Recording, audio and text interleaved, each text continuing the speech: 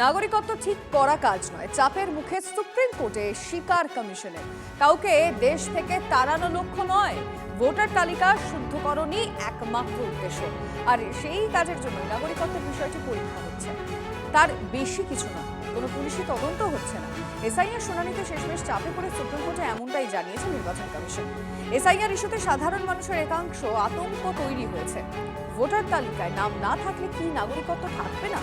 কি হবে তালিকায় নামহীন ব্যক্তিদের? সেই প্রশ্নেরই জবাব দিল কমিশন। আসলে নাগরিকত্ব যাচাই যে কমিশনের কোনো অধিকার নেই সেটাই স্পষ্ট হয়েছে।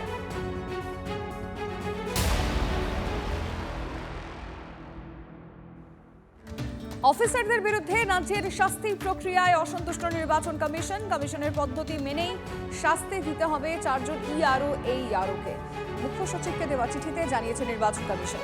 কমিশন বারবার এফআইআর এর নির্দেশ দিলেও মানেনি রাজ্য। কেন ও কোন পরিস্থিতিতে কমিশনের নির্দেশ অমান্য? কমিশনকে লিখিত জানাতে হবে সংশ্লিষ্ট আধিকারিকদের। কি কি শাস্তিমূলক পদক্ষেপ, কোন কোন ধারায় অভিযোগ? রাজ্যের কাছে বিস্তারিত রিপোর্ট তলব নির্বাচন কমিশনের। বারুইপুর পূর্ব ও ময়নার অফিসারদের বিরুদ্ধে শাস্তি নিয়েও সংখ্যা। এ নিয়ে বিজেপি এবং তৃণমূল কি বলছে শুনবো।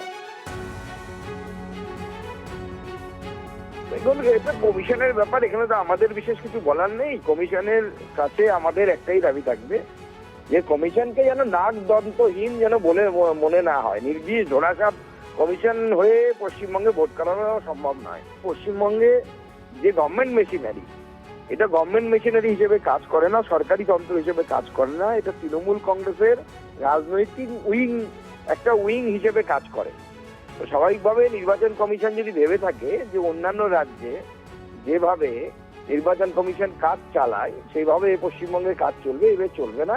পশ্চিমবঙ্গের জন্য নির্বাচন কমিশনকে দাঁত নখ সবই থাকতে হবে এবং কামড়ানোর ক্ষমতাও থাকতে হবে, তবে নির্বাচন কমিশন পশ্চিমবঙ্গে ফ্রি অ্যান্ড ফেয়ার ইলেকশন করাতে হবে।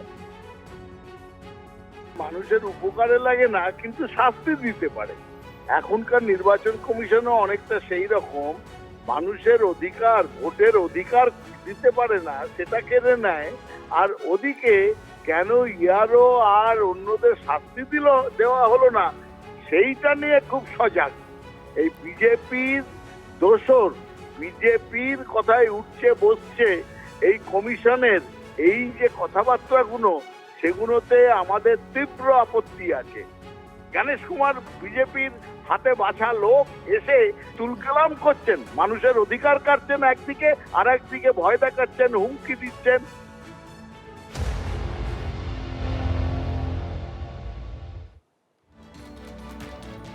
আইপ্যাক কাণ্ডের পর আজ কলকাতায় ইডি ডিরেক্টর রাহুল নবীন। 3 ফেব্রুয়ারি সুপ্রিম কোর্টে আইপ্যাক শুনানির আগে ইডি দফতরে জোর তৎপরতা। এর মধ্যেই বিকেলে কলকাতায় পৌঁছবেন রাহুল নবীন।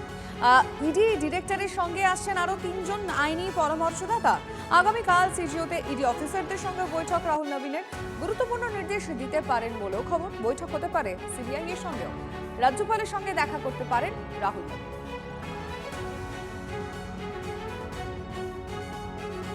রাহুল নবীনের আশা নিয়ে তৃণমূল এবং বিজেপি কি মনে করছেন?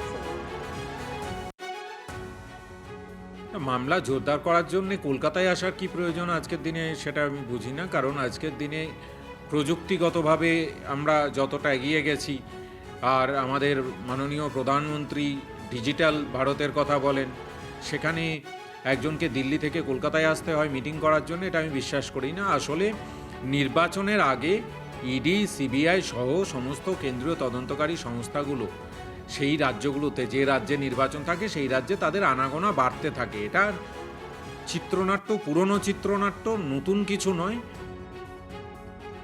স্পেকুলেশনের বলে আমি কোনো জবাব দেবো না।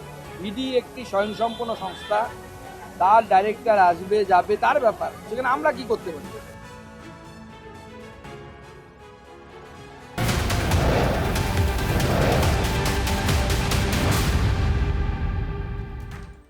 টার্গেট 2026 বঙ্গযুদ্ধে বিজেপির নজরে উত্তরবঙ্গ। নরেন্দ্র মোদীর পর এবার উত্তরবঙ্গে আসতে পারেন অমিত শাহ। কবে আসবেন, কোথায় সভা হবে?